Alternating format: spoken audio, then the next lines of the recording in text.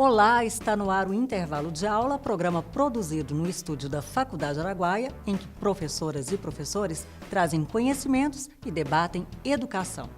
E hoje você acompanha aqui, proposta de mudança no ensino médio. A educação ela precisa mudar. Nós estamos vivendo uma época de inovação, de empreendedorismo. Pesquisas recentes no Brasil e na Europa têm estudado muito essa questão sobre a identidade do ensino médio e a sua atratividade, né? O assunto é polêmico. Tem também interdisciplinaridade, tecnologia, pesquisa e inovação na área de engenharia biomédica. Ela é a área de interface entre as engenharias com a área da saúde. Tudo isso agora no intervalo de aula.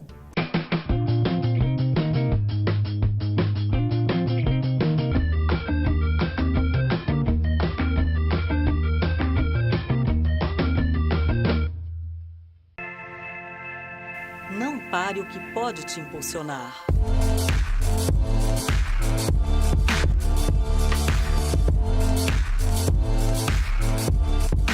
Seja qual for a instituição ou curso que você parou, retome seus estudos na Faculdade Araguaia e não desista do seu sonho, porque desistir não tem nada a ver com a gente. Faculdade Araguaia, cuidando de sua natureza. Faça sua escolha valer a pena. Deixe sua marca no mundo. Construa sonhos. Cuide dos maiores tesouros da terra. Comunique com o mundo. Ensine e aprenda. Planeje e conduza resultados. Faculdade Araguaia, cuidando de sua natureza. A assessoria de imprensa está passando por mudanças significativas na era das novas mídias. Para capacitar profissionais nesse cenário altamente competitivo, a Faculdade Araguaia lança o MBA Assessoria de Imprensa na Comunicação Digital. O curso foi estruturado no tripé Gestão, Tecnologia e Comunicação. Faça sua inscrição e garanta o diferencial da sua carreira. Olá, nesse primeiro bloco, professores falam sobre a proposta de mudança no ensino médio feita pelo governo federal. Confira a visão de estudiosos no assunto.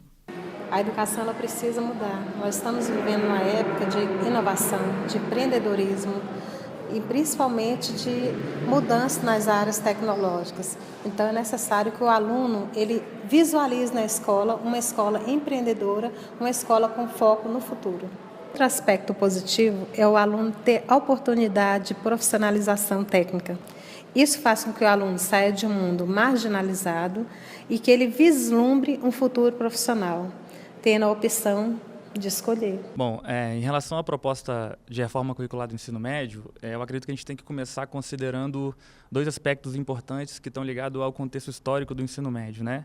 Então, o primeiro é que, historicamente, o ensino médio no Brasil ele é pautado por um caráter dualista, né? O que significa isso? É que o ensino médio, ora, é formador para o mercado de trabalho e, ora, ele é formador do que a gente chama de ensino propedêutico, né? Que é um ensino preparador para a universidade.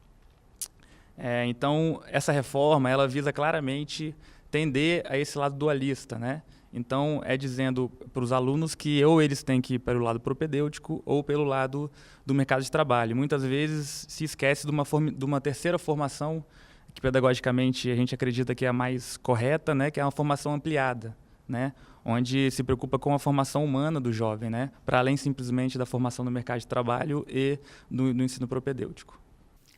De acordo com a proposta, o ensino médio, da forma como está hoje, é pouco atrativo aos jovens e está engessado. Vamos ver o que os professores pensam acerca disso. O presente e o futuro exige essa mudança.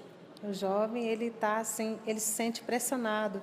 A escola ela deve ser uma escola inovadora. Se não for uma escola inovadora, esbarra na questão do aluno não amar a escola. E hoje o aluno tem que sentir paixão por sua escola.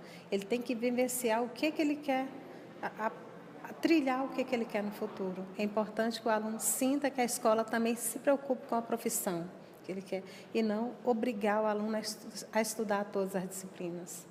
Nós temos o direito, é democrático isso, de fazer nossas escolhas. Então, enquanto aluno, ele precisa escolher. Hoje, o aluno, ele sente obrigação de ir para a escola, mas não sente o desejo de ir para a escola. A escola, ela deve ser como um prato de comida, como dizia o Isamitiba, muito atrativa, colorida, encantadora, e isso o aluno vai encontrar na nova proposta. Olha, pesquisas recentes no Brasil e na Europa têm estudado muito essa questão sobre a identidade do ensino médio e a sua atratividade, né? Essas pesquisas têm revelado que o ensino médio atual não é tão atrativo para os jovens. Por quê? Porque eles partem do princípio de que a escola, enquanto uma instituição, ela foi construída no período que a gente chama de modernidade, né? E esse período foi pautado por uma espécie de racionalidade, por regras rígidas, por normas e por uma característica que é fundamental, que é a projeção para o futuro, né? Então, a ideia que a escola vendia, o ensino médio entrava nisso, era uma ideia de que estude para ser alguém na vida, né? E aí a gente volta à questão do dualismo, né? Estude para conseguir um emprego ou para entrar na universidade. E a sociedade atual, ela é muito mais fluida, né? As pessoas vivem muito mais ligadas ao presente do que ao futuro. E aí a gente não tem mais a garantia de um emprego, a garantia de entrar na universidade. Enquanto o ensino médio não se modificar, não entender que a juventude hoje é mais insegura, que a sociedade é mais fluida, vai haver o que a gente chama de descompasso entre a juventude e o ensino médio. Continuando o nosso debate sobre a proposta de reforma do ensino médio, a questão agora é como está sendo visto a retirada de disciplinas como artes, filosofia, sociologia, entre outras. Essa proposta do governo de retirar alguns cursos do currículo do ensino médio, a gente vê como muito ruim, né? Com péssimos olhos, de forma pessimista. Por quê?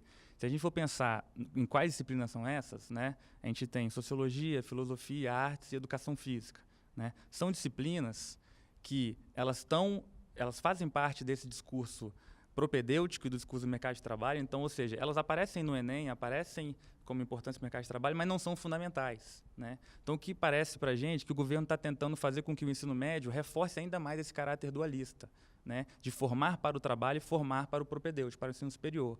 Mas a gente tem que lembrar que não há um ensino médio no Brasil. Há vários ensino médios. E aí eu posso considerar dois grandes, o ensino médio público e o privado, né? O ensino médio público dificilmente vai formar para o propedêutico. A ideia do governo, que é uma ideia que a gente discorda, é que quem estude no ensino médio público seja formado para o mercado de trabalho e quem estude no ensino médio privado seja formado para a universidade. Ainda para discutir o tema da reforma do ensino médio, convidamos a professora Bia de Lima, presidente do Sintego. Acompanhe. Hoje recebemos aqui no nosso estúdio a presidente do Sintego, Bia de Lima, que vai falar sobre a reforma do ensino médio proposta pelo governo federal. Tudo bem? Como vai? Muito bom recebê-la aqui no nosso estúdio e tratar desse tema tão polêmico. Realmente. Então, são várias as variáveis que estão inseridas aí nessa reforma, né? Que vem proposta de cima para baixo. Isso. E que parece que não está tendo tanta adesão e está gerando uma certa polêmica. Qual o impacto, na sua opinião, dessas mudanças que estão propostas nesse projeto de reforma aí? É uma medida provisória, a 746, que quer modificar todo o ensino médio no Brasil. A primeira coisa é a forma. Nós da educação entendemos que falar de educação, modificar qualquer coisa na educação demora porque nós precisamos de envolver as universidades, envolver os intelectuais, envolver os professores das áreas do conhecimento, as mais diversas possíveis, para que a gente possa chegar a um denominador comum e assim construir um ensino médio à altura dos novos tempos. E nós, então, estamos muito preocupados porque, primeiro, mexe com uma série de conhecimentos que nós achamos fundamentais para que a gente possa ter uma juventude com conhecimento crítico, com capacidade de discernimento, de compreensão do mundo em que vive, porque já dizia Paulo Freire, nós precisamos de fomentar o pensamento crítico para que a gente possa ter estudantes, cidadãos do futuro, capazes de intervir no meio em que vive, capazes de transformar o seu mundo. Eles alegam que o ensino médio está engessado, que não é atrativo para o jovem. Como é que o Sintego vê isso? Na verdade, precisa mudanças? Nós sempre dissemos que tem que haver mudanças. Nós não somos contra e achar que está tudo ótimo no ensino médio. Muito pelo contrário, não está. O que nós contrapomos é que é preciso, primeiro, ouvir os profissionais, ouvir os intelectuais da área para saber como torná-lo atrativo. Quem disse que com essas medidas o ensino médio vai ser atrativo? Quem afirmou isso? Não significa que essas mudanças vão fazer o ensino médio atrativo. Muito pelo contrário. O que está em jogo é, de fato, fazer uma formação aligeirada para jogar no mercado de trabalho. E nós, professores e professoras, estamos mais preocupados ainda porque nós estamos vendo, nessa medida provisória, uma outra brecha que o governo inventou, que chama-se notório saber. Possibilidade de colocar um professor lá considerado como se tivesse notório saber.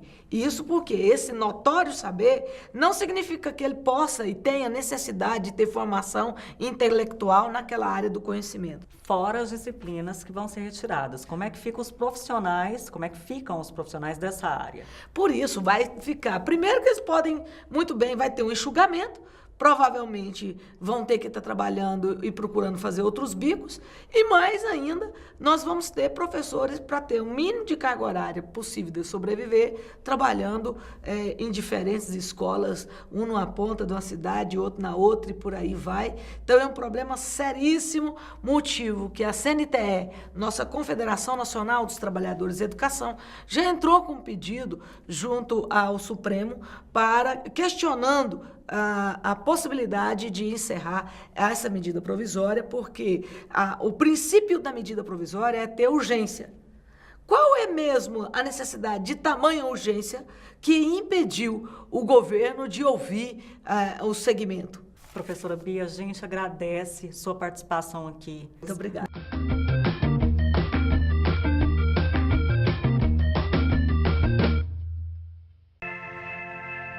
Não pare o que pode te impulsionar.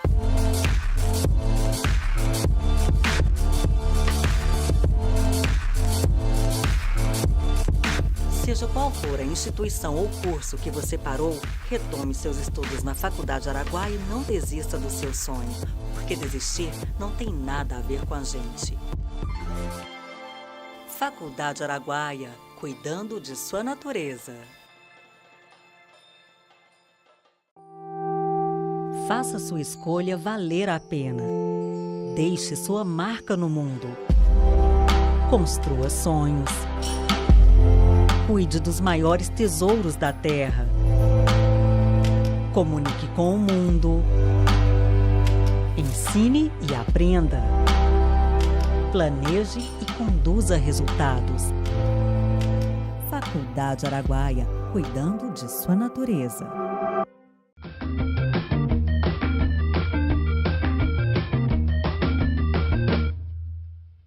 Voltamos ao intervalo de aula, onde professoras e professores trazem conhecimento e debatem educação.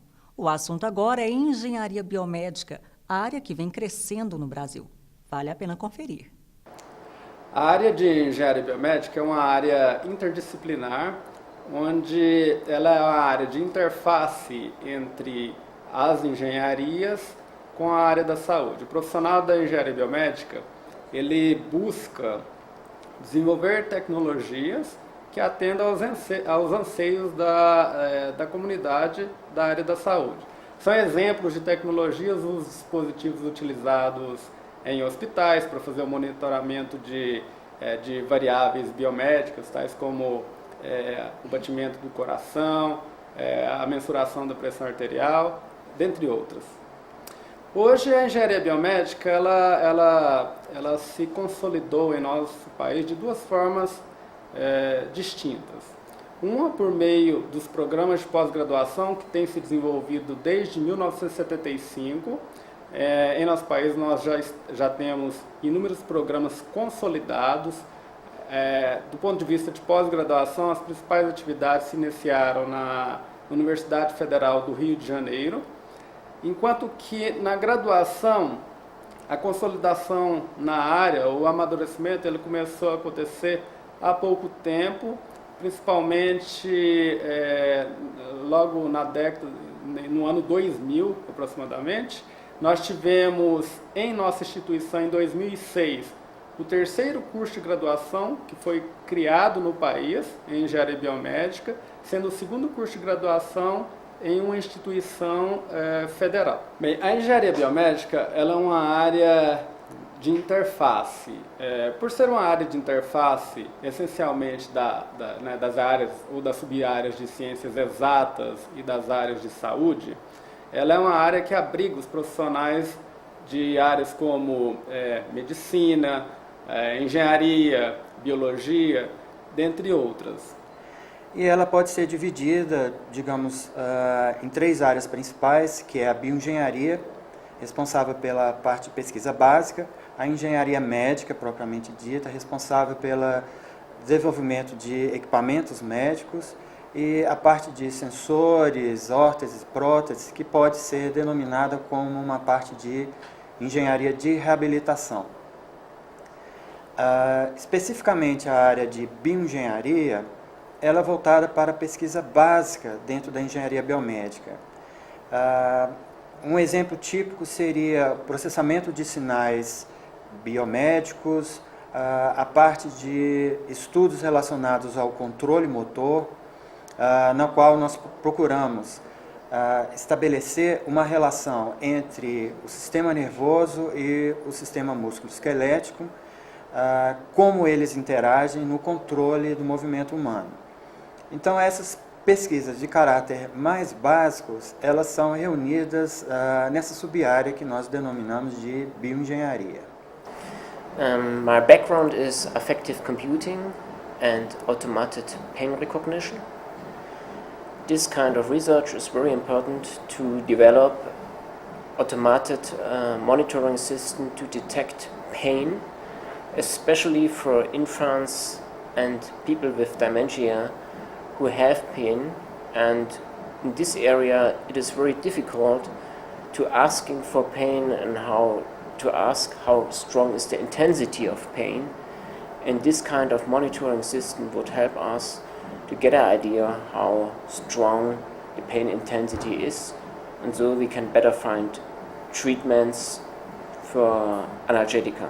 The technology we use in this kind of topic is especially amplifier systems like biopotentials, electrocardiogram, electromyography in corrugator, zygomaticus and trapezius muscles, and also skin conductance level, and we will also measure video facial expression, and in the future we will also measure paralinguistic measurements. The relevance is that we in the future is possible to have monitoring systems to measure pain intensity. This is a chance to find better treatments, to get analgetica medicals. On the other side, we can find solutions that the people not suffer anymore. On the other side, it's better to control that the people not addict from opiates.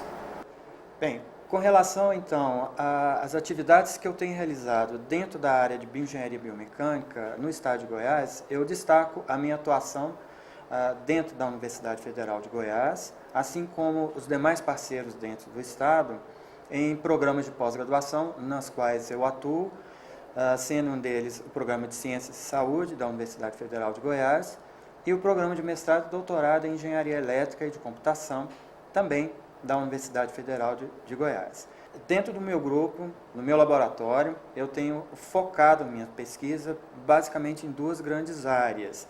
A primeira dela é relacionada à modelagem neuronal, no qual eu tenho focado esforços numa área que nós denominamos de neurociência computacional, no estudo de geradores centrais de padrões medulares, no controle de movimentos ciclos, tais como a marcha ou o ato de pedalar, etc.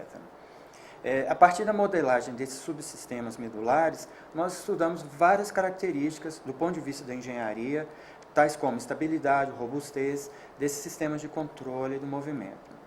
Com relação à parte de biomecânica, nós temos focado nossos estudos particularmente na estabilidade dinâmica da marcha, estudando vários elementos que podem interferir na estabilidade dinâmica da marcha do ser humano, assim como as diferenças que existem em diferentes grupos, tais como jovens, ou idosos, ou amputados, que são um conjunto de conhecimento que vai ajudar profissionais da saúde a atender melhor, a direcionar melhor esses pacientes ou essas pessoas para os programas de atendimento, de prevenção, de reabilitação.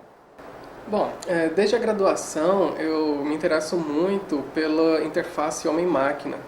Então, mesmo na graduação de engenharia elétrica, lá na UNB, eu já comecei a entrar no ramo da pesquisa da engenharia biomédica, buscando entender como funcionam os sensores ou essa comunicação entre a máquina e o ser humano.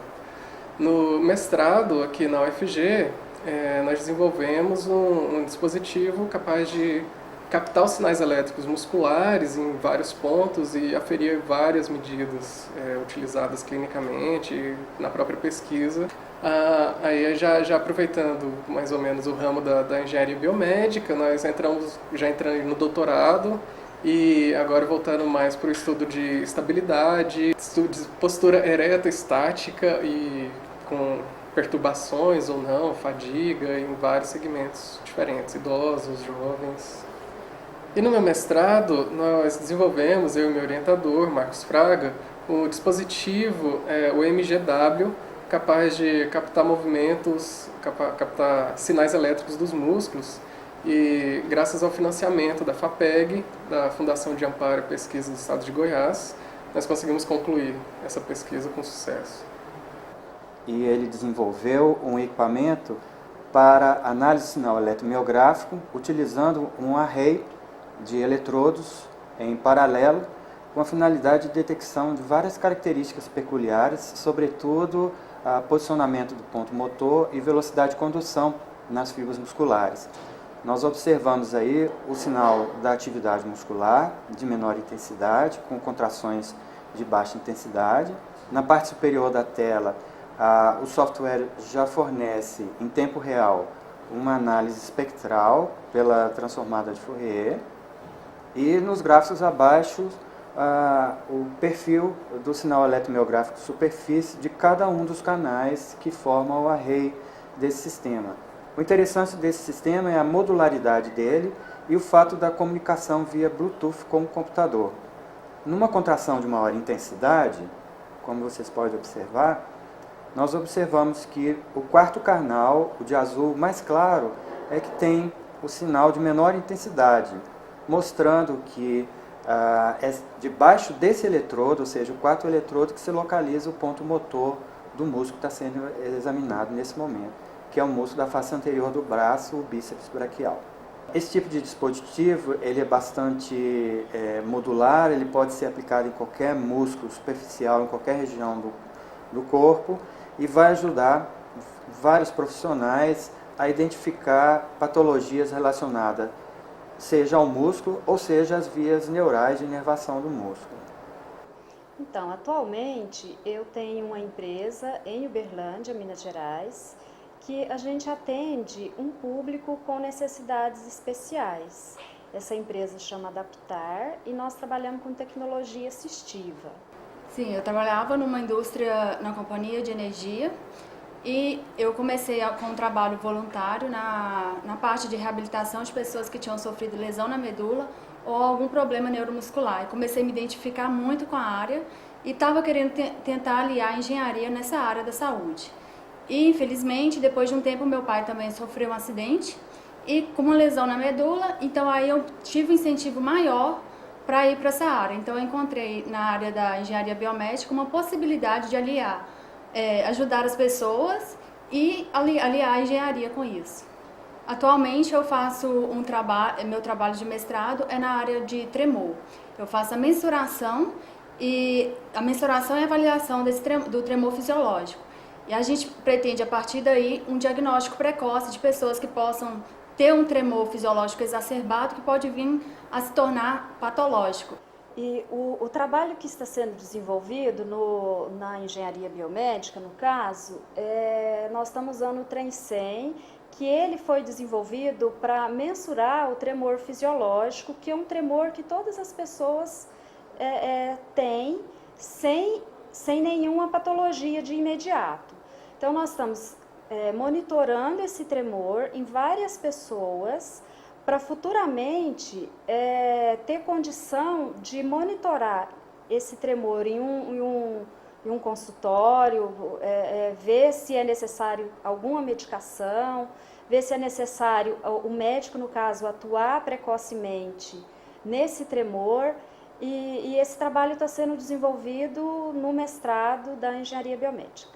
Nós, do Grupo de Engenharia Biomédica da Universidade Federal de Uberlândia, temos ao longo dos anos trabalhado em um projeto cujo o intuito é o desenvolvimento de uma tecnologia para mensuração e avaliação do tremor humano.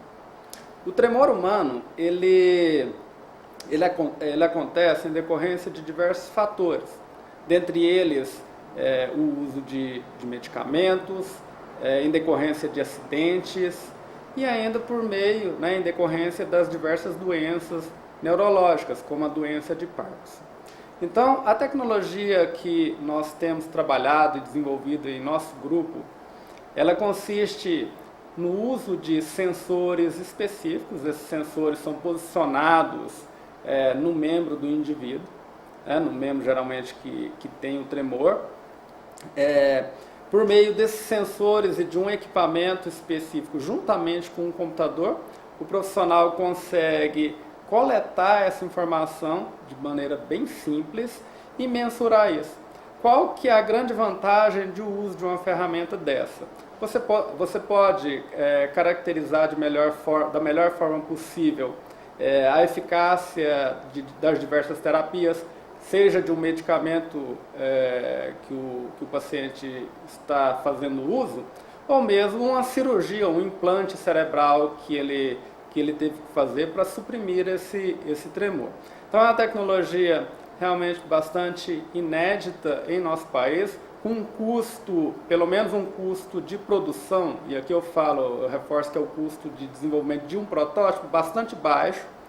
Essa tecnologia hoje ela tem sido usada por diversos outros grupos de pesquisa. Eu cito aqui os nossos colegas da Universidade Federal do Triângulo Mineiro. Eu cito também o grupo de pesquisa de neurocirurgia da Universidade da Califórnia em Los Angeles, nos Estados Unidos. E com essa tecnologia nós temos tido a possibilidade de acompanhar melhor a evolução ou o progresso dos tratamentos que têm sido realizados para pacientes com tremor. Esse é o TREM-100 e eu vou demonstrar a maneira como ele funciona. O equipamento ele é composto por sensores que são capazes de mensurar o movimento do membro afetado. Aqui no caso eu estou mostrando 2 tipos de sensores. Além disso, nós temos a possibilidade de mensurar a atividade do músculo relacionado à movimentação do membro. Todas essas atividades elas podem ser vistas na tela de um computador, tal como pode ser visto ali naquelas formas de onda. E de acordo com a intensidade do movimento ou do tremor, nós temos um aumento na amplitude. Então, quanto maior a vibração, quanto maior o tremor, maior será aquela amplitude. Com a ferramenta desse tipo, nós podemos avaliar o progresso de uma doença neurodegenerativa ou mesmo a eficácia de um tratamento.